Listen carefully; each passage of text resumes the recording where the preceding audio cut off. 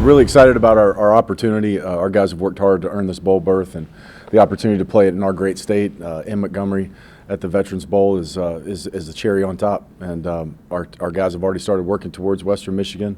A lot of respect for what Lance has done up there, Coach Lance Taylor, and obviously know him all the way back from the days in Alabama. Citronelle native, played at the University of Alabama, coached in the NFL, has done a great job. First year last year, and then getting his team bowl eligible year two, and looking at their roster, a lot of juniors and seniors. I know the back is an underclassman, but most everybody that's a starter is a junior or senior. So it's just a testament to him putting his team together, keeping his team together, and the improvement from year one to year two. But excited to get down to Montgomery for our players, get one last chance for our seniors to play in front of their parents. So we're ready for the work and ready to get down there. Heard some of the practice today, very spirited. I guess the guys got to be excited to still be playing and still have something to look forward to. Yeah, I think the timing of this is a blessing too. Sometimes you have that lull of 3 or 4 weeks, and I know you can miss out on some bowl practices, but the kind of the conventional thought was that bowl practices were where you develop your team, and you still do, but you have OTAs now, and there's portals. So some of the kids that you're working with and developing are soon to go. So it's more or less a bye week. That's really the way we kind of looked at it in terms of week 13, week 14, and even challenge the guys, those that want to try to aspire to play in the NFL. It's going to be about twice as long as this. So we've gone out there, had great practices. The guys are ready to go, excited to be in a bowl game, and talked to them about Western Michigan, who they are as a program, and told them what Coach Brown told me as a player. There's no such thing as bad teams in bowl games. Everybody's really good. So get prepared, and this is a team that's improved. They're playing together. They run the ball. They play the game the right way. They play physical, play good defense. So we're excited about this challenge. I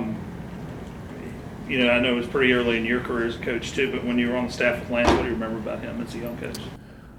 Just the way carried himself with class, worked hard, was honest, all the great virtues you want.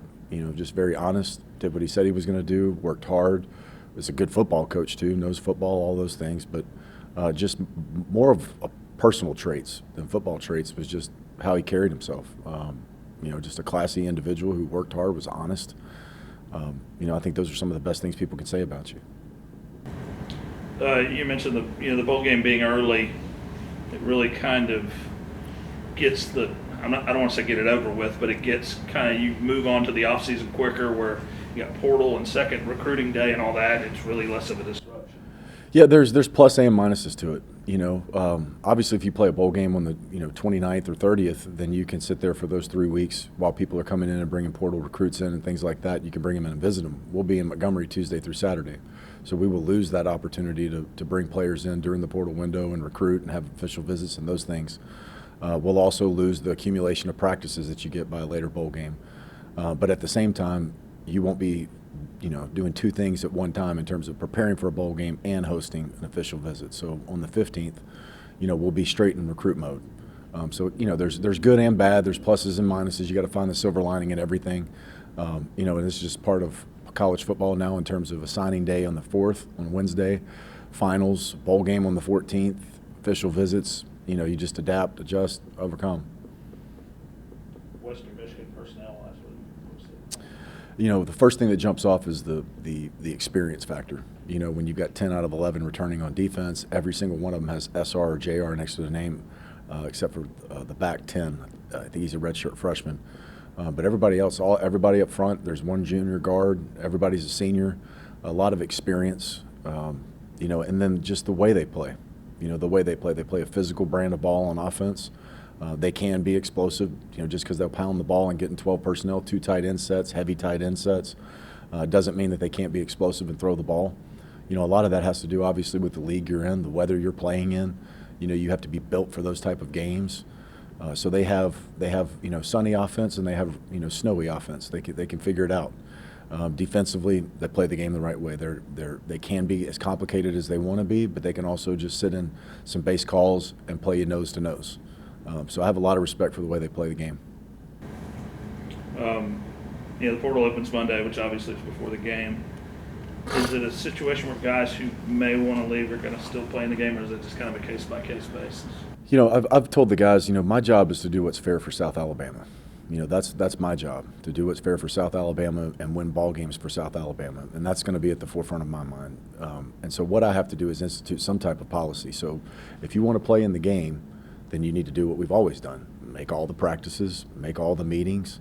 So if you make all the meetings, you make all the practices, you're here, you want to play in the game, play in the game. Whether your name's in the portal or not, that's what you're going to have to do to play in the game.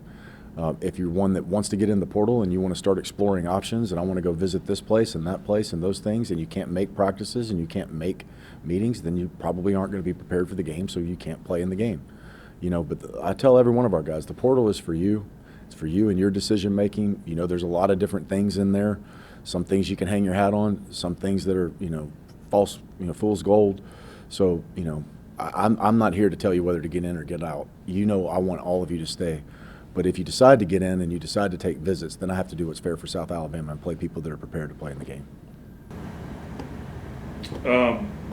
Anything you can say about the recruiting class? I know you probably still got some work to do on it. But. Yeah, it's just different now. There's not just one day and it's all over with. So we're still putting together pieces through the portal. Obviously, if there's attrition on our roster, we'll have to fill those spots as well. But was pleased from an all-around standpoint. Every position except for quarterback was touched. We had four wide receivers graduate. Was able to bring some young wide receivers that I think are going to be really good. Bring those guys in. We're still finishing up some of the pieces. We were able to bring in a tight end, maybe one more here shortly. A couple offensive linemen back. So again, touching all those positions, building depth with freshmen, and we want to continue to stay that route. We're going to continue to recruit Alabama and the state of Mississippi really hard, and we want to find the best high school players and build our program from the ground up. We'll use the portal in emergency situations and attrition, but we don't want to live on rentals. We want to be able to find good kids who came from good programs that we can develop and get to know them, get to know their families, and if they play themselves into a value that we can't compete with anymore, then good for them. That means we probably won a lot of ball games. On the defense side of the ball, able to get some secondary players, linebacker commit, and we'll continue to recruit the portal in the month of December and January. Able to find a nickel. I'm pleased with our overall recruiting class. I'm not in the mode for going through each player right now one by one, but I felt like we found our needs. As you get in recruiting mode, though, how big of a selling point is it that this is the third straight bowl that this program has been to? Yes, the trajectory of our program, and a lot of that credit goes to the staff who went to the last two. And when you lose some of the players that we lost, when you lose three players off of one side of the ball, your starting corner can't play this year. It's a testament to this staff to find ways to get better on the defensive side of the ball. On the offensive side of the ball, same thing. Lost a couple guards after last season, found a way. So it's a tremendous opportunity for us to get to this bowl game. It says a lot about our program and where we're headed. And with a great recruiting class, I'm excited about the future. And I'm excited about what I'm hearing in terms of players wanting to stay and develop and get better. And I think we have a real opportunity. I'm not one of these forecasters, but I'm excited about what we're going to be able to do as we go into the offseason, how we're going to improve as a program. I think it's very important to recognize the accomplishment and express some thanks to several groups. First of all, Coach Applewhite, the football program, the staff, the student athletes, for what they've achieved this year. The future is very bright, the trajectory is proper, and we're very excited about the future.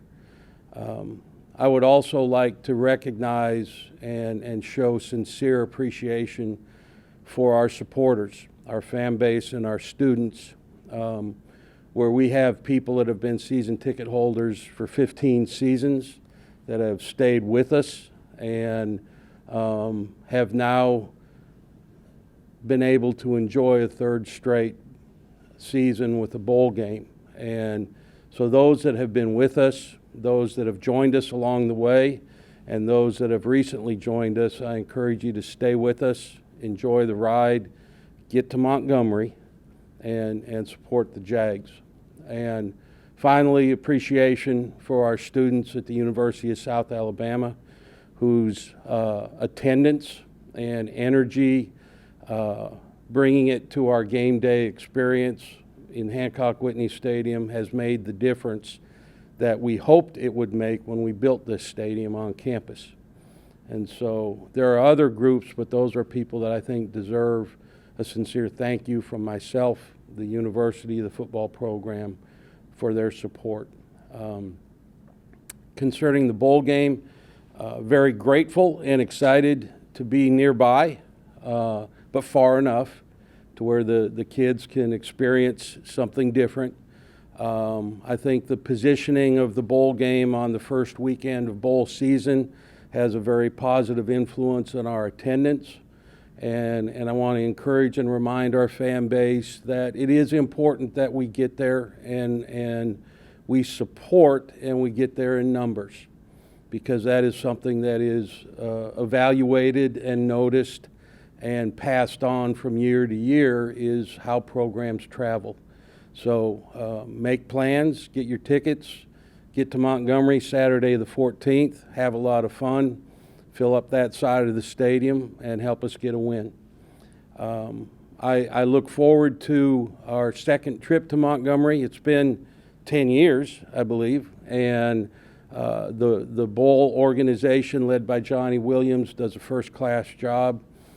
They work hard at making the bowl game and the days leading up to the bowl game a memorable event for our student athletes, our fans, and I express our appreciation for their work. So anticipating a great time, looking forward to it, and again, encourage people to follow the Jags. Questions?